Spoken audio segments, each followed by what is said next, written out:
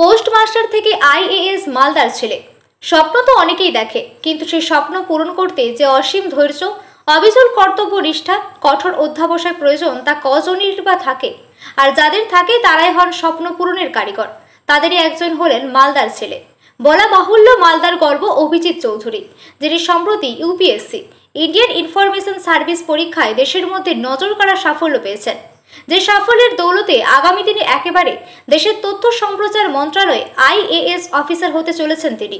তবে দেশের শীর্ষ পদে আইএএস হওয়ার কাহিনী একেবারে কোনো সিনেমার গল্পকেও হার মানাবে।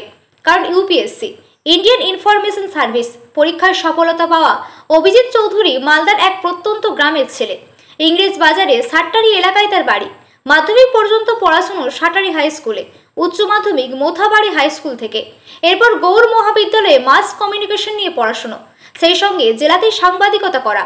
সাংবাদিকতা পেশা ছেড়ে পরপর 3টি সরকারি চাকরিতে যোগদান, কিন্তু সেই সমস্ত সরকারি চাকরি তার স্বপ্ন পূরণ করতে পারেনি।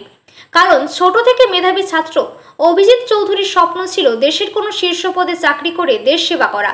তাই তিনি তার সেই স্বপ্ন পূরণের লক্ষ্যে অবিচল থেকে পড়াশুনো চালিয়ে যান।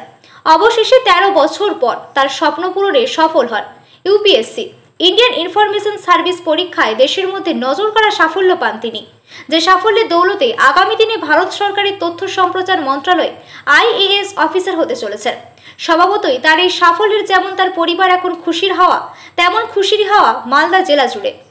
আমার হাজব্যান্ড আগে পোস্টালে ছিল, তারপরে আমার যখন বিয়ে হয় তখন কোর্টের পরে এখন হচ্ছে বর্তমানে সিনিয়র পাবলিসিটি ইন্সপেক্টর রেলওয়েতে আছেন। আর রিসেন্টলি তো ইউপিএসসির এটা উনি ক্র্যাক করেছেন। কেমন লাগছে?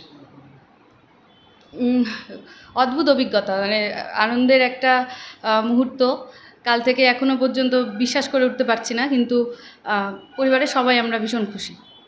আগে কেমন জীবনযাপন করতেন আপনার স্বামীর সঙ্গে? আমরা প্রথম থেকে ভীষণ সাদামাটা জীবনযাপনে বিশ্বাসী। আর এখনও যে আমরা যেমন ছিলাম হয়তো তেমনটাই থাকবো, ডেজিগনেশন পরিবর্তন হবে, কিন্তু জীবনযাত্রা যেমন ছিল তেমনটাই থাকবে। আপনারা কি ওই গ্রামের বাড়িতে থাকেন? না, আমার স্বামী যেহেতু কর্মসূত্রে মালদাতে ছিলেন দীর্ঘদিন, তো আমরা প্রথমে রেলওয়ে বলছি হাউজিংয়ে ছিলাম। হাউজিংয়ের পর আমরা বাসা মানে ভাড়া নিয়েছিলাম আর কি। হ্যাঁ হ্যাঁ হ্যাঁ। পোস্টের মধ্যেও আগে দিন যাপন করতে? না, দেখুন, যেহেতু উনি প্রথম থেকেই চাকরি করতেন, তো আমাদের মধ্যবিত্ত পরিবারে জীবনযাপন করার জন্য যতটুকু প্রয়োজন ভালো মতনই চলতো।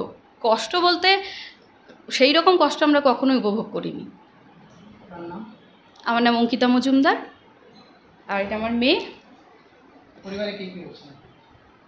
আরেকবার বলবেন? আমাদের পরিবারে আমি রয়েছে, আমার হাজব্যান্ড রয়েছে, আমার শাশুড়ি মা রয়েছে, আমার মেয়ে রয়েছে, আমার ভাসুরের ওয়াইফ, তার একটা ছোট্ট বাচ্চা রয়েছে, আর এক ছোট দেওর। এই তো আমাদের পরিবার। এটি যেহেতু ডিরেক্ট রিক্রুটমেন্ট এবং পড়াশুনো ও অভিজ্ঞতা দুইয়ের ভিত্তিতে আর কি শর্ট লিস্টিং হয়েছিল। আলাদা করে পড়াশুনো বলতে আমি যেহেতু আমার ব্যাকগ্রাউন্ড মাস কমিউনিকেশন অ্যান্ড জার্নালিজমের পড়াশুনোর একটা বেস তো রয়েছে। আর তার পাশাপাশি মিডিয়া রিলেশনস রিলেটেড কাজ বা প্রেস রিলিজ রিলেটেড কাজ, আমি এই মুহূর্তে পূর্ব রেলের জনসংযোগ যে বিভাগ রয়েছে সেই বিভাগে আমি সিনিয়র পাবলিসিটি ইন্সপেক্টর হিসেবে কাজ করছি। সেই অভিজ্ঞতা এবং অতীতে আমি সাংবাদিকতা করেছি, সেই সাংবাদিকতার অভিজ্ঞতার দিয়েই আমি আবেদন করেছিলাম। এবং ইউপিএসসি বিভিন্ন ধাপে স্ক্রুটনি করে এবং স্ক্রুটনি করার পর এই 2021 আইআইএস পরীক্ষার জন্য 20টা ভ্যাকেন্সির জন্য ফাইনালি 130 জনকে শর্টলিস্টেড করে ইন্টারভিউয়ের জন্য।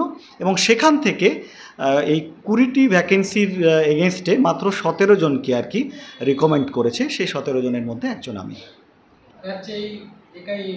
হ্যাঁ, আমি বেঙ্গলি ল্যাঙ্গুয়েজ ক্যাডারে এই রাজ্য থেকে একমাত্র ক্যান্ডিডেট হিসেবে আমি সাফল্য লাভ করেছি।